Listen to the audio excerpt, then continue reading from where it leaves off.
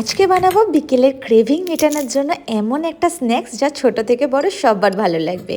প্রথমে 3টে মিডিয়াম সাইজের আলু এরম পিস পিস করে কেটে নুন আর জলে ভিজিয়ে রেখে দিয়েছি।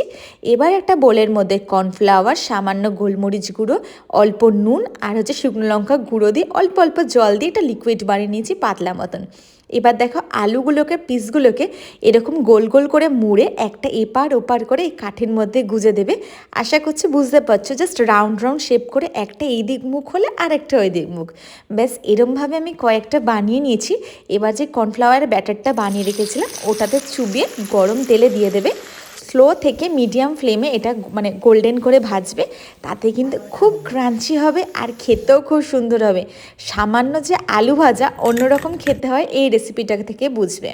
আর অনেকটা দেখো স্পাইরাল পটেটোর মতন দেখতে হয়েছে না, আর তেমন হয়েছে ক্রাঞ্চি। বিকেলে স্ন্যাক্সের জন্য কিন্তু একঘর।